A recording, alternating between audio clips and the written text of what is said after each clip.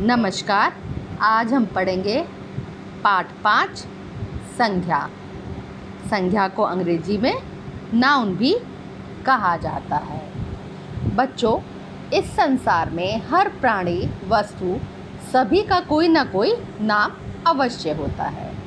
सोचिए, यदि नाम ना हो तो हम किसी से किसी भी विषय पर बात नहीं कर सकते। किसी भी व्यक्ति से हम किसी भी सब्जेक्ट पे बात नहीं कर सकते।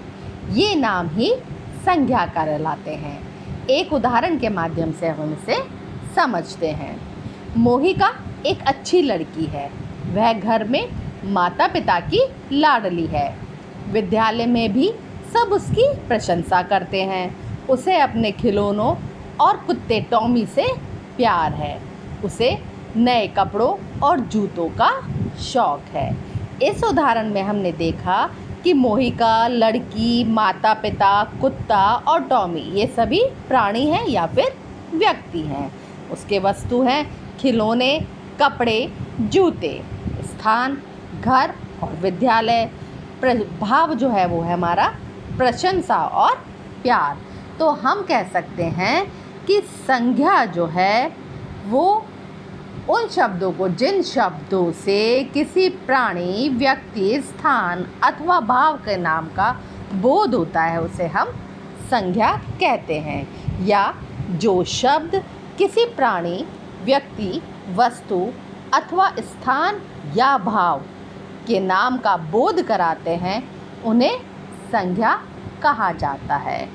जैसे प्राणी में आपके आ गया अमन, ऊँट, बच्चा, लड़की, भावना आदि।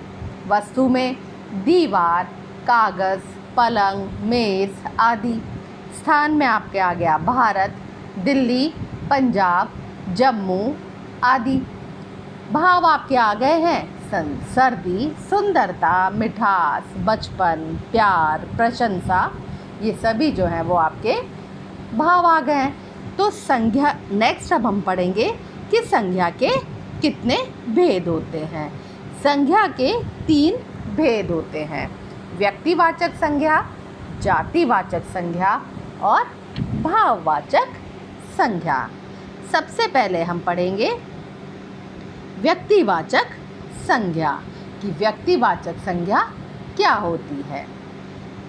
जिस संज्ञा से किसी विशेष व्यक्ति, स्थान एवं वस्तु का बोध हो, उसे व्यक्तिवाचक संज्ञा कहते हैं। या जो संज्ञा शब्द किसी विशेष व्यक्ति, वस्तु अथवा स्थान के नाम का बोध कराते हैं, उन्हें व्यक्तिवाचक संज्ञा कहा जाता है।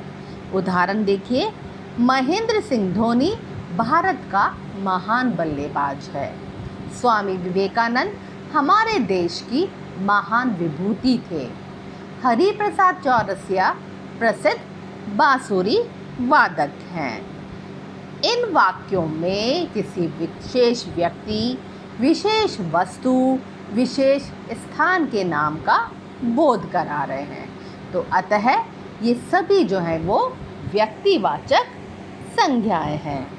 नेक्स्ट हम पढ़ेंगे कि जातिवाचक संज्ञा क्या होती है।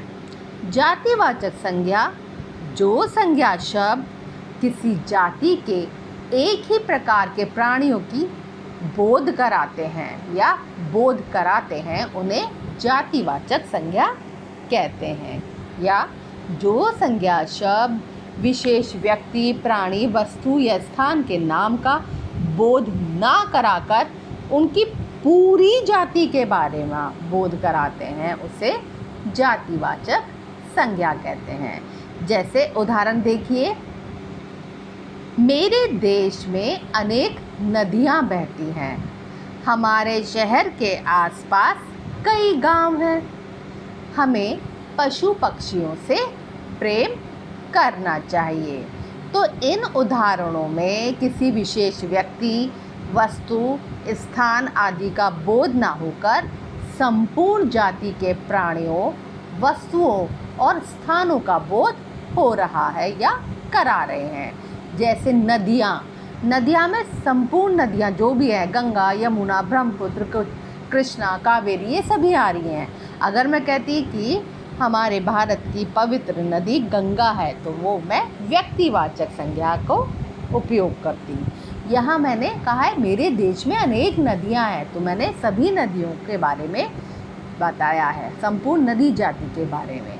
हमारे शहर के आसपास कई गांव हैं, बहुत सारे गांव हैं, पर्टिकुलर किसी गांव का नहीं नाम दिया है तो वो जातिवाचक है। हमें पशु पक्षियों से प्रेम करना चाहिए। सभी पशु पक्षी आ गए, उसमें ज़रूरी नहीं है कि तोता मैना ही आए, तो सारे पशु पक्षी यानी संपूर्ण पशु पक्षी जाति के बारे में बताया गया है। आगे हम पढ़ेंगे कि कुछ विद्वानों का ये मानना है कि संज्ञा के दो भेद और नेक्स्ट हम पढ़ेंगे भाववाचक संज्ञा।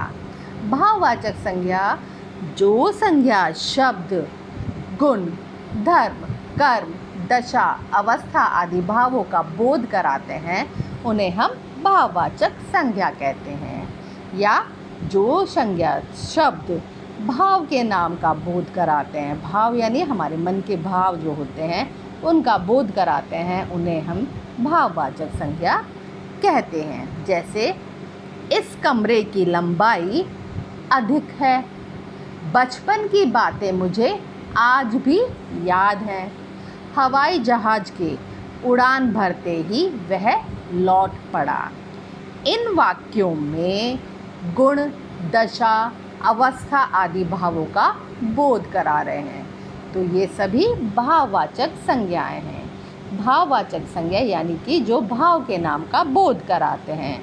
कुछ भाववाचक संज्ञाएं होती हैं बचपन, बुढ़ापा, उदासी, सुख, दुख, हार, जीत, क्रोध, प्रेम, हिंसा, अहिंसा, थकान, गर्मी, वीरता आदि, यानी मन के भाव जो होते हैं वो होती है भाववाचक संज्ञा। जैसे सफलता, प्रशंसा, मेहनत, ये सब भाववाचक संज्ञाओं के उदाहरण हैं। एक चीज़ और इसमें ध्यान रखने लायक है कि जितने भी भाववाचक संज्ञा या जितने भी भाव होता है उनका बहुवचन रूप नहीं बनाया जा सकता। आगे हम पढ़ेंगे कि कुछ विद्वानों का मानना है कि संज्ञा के इन तीनों के अलावा दो भेद और होते हैं, द्रव्यवाचक संज्ञा और समुदायवाचक संज्ञा या समूहवाचक संज्ञा।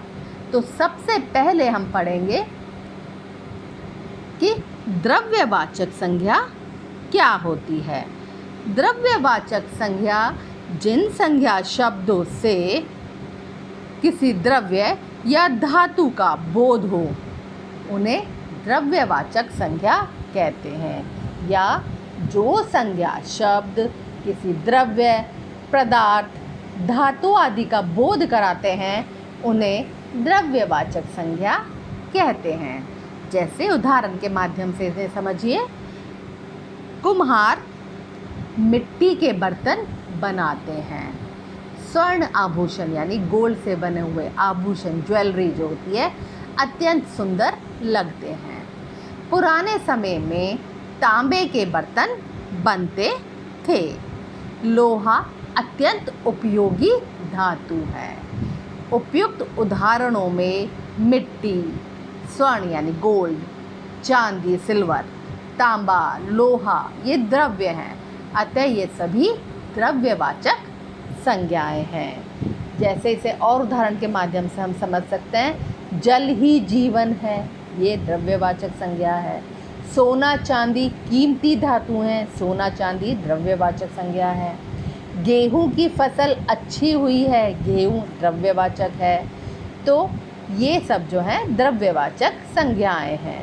द्रव्यवाचक संज्ञा और भी होती हैं, जैसे दूध, घी, तेल, लोहा, पीतल, चावल, दाल आदि। अब हम नेक्स्ट पढ़ेंगे कि समूहवाचक संज्ञा या समुदायवाचक संज्ञा क्या कहलाती है। जो संज्ञा शब्द किसी समूह यानी ग्रुप या समुदाय का बोध कराते हैं उन्हें समूहवाचक संज्ञा कहते हैं। जैसे उदाहरण देखिए इसमें, बकरियों का झुंड घास चर रहा था, अंगूरों का गुच्छा मेज पर रख दो, मेरी कक्षा में 15 छात्राएं भी हैं। तो इन उदाहरणों में आप देखिए कि जो शब्द रेड कलर के दिए, रंगीन छपे शब्द जो हैं वो किसी समूह या समुदाय का, ग्रुप का बोध करा रहे हैं। तो ये जो है समुदायवाचक संज्ञा या समूहवाचक संज्ञाएं होती हैं। झुंड, बकरियों का झुंड, अंगूरों का गुच्छा, कक्षा, ये सब समुदायवाचक संज्ञाएं हैं। कुछ अन्य समुदायवाचक संज्ञाएं हैं जैसे फौज, सेना, जनता, सभा आदि।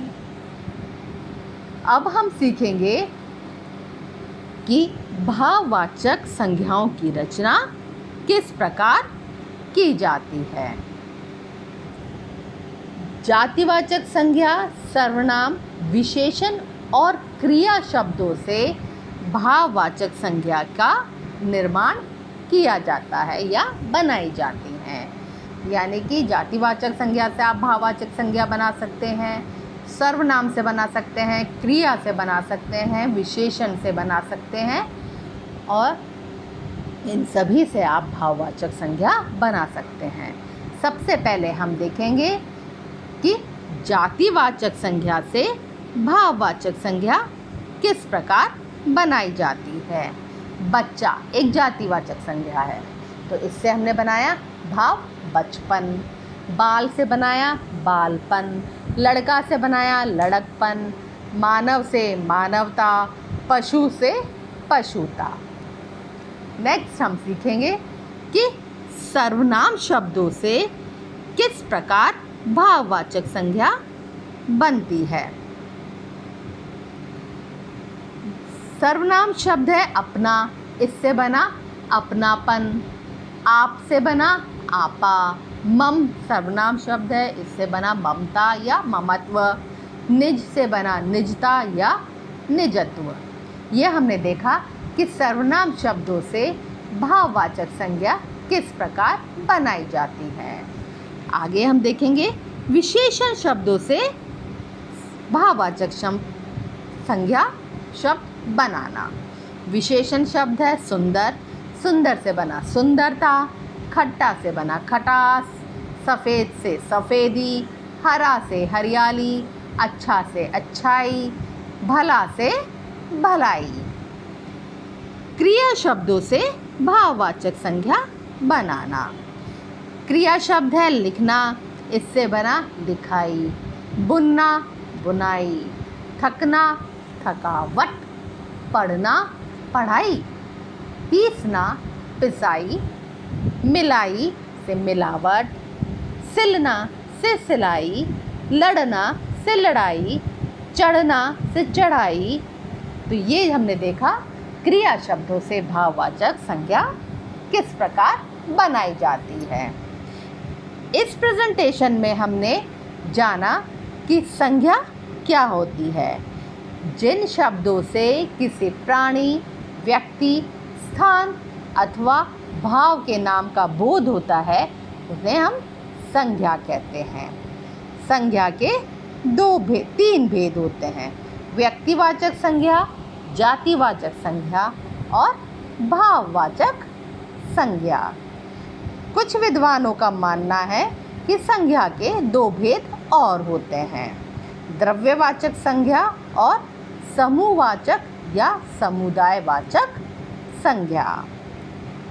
भाववाचक संज्ञाओं का निर्माण 4 प्रकार के शब्दों से होता है। ये 4 प्रकार के शब्द हैं आपके जातिवाचक संज्ञा से, सर्वनाम से, क्रिया से और विशेषण से। इन सभी से हम भाववाचक संज्ञाओं का निर्माण कर सकते हैं या इन सभी शब्दों से भाववाचक संज्ञाएं बनती हैं।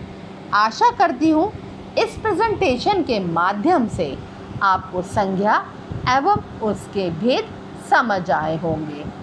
धन्यवाद।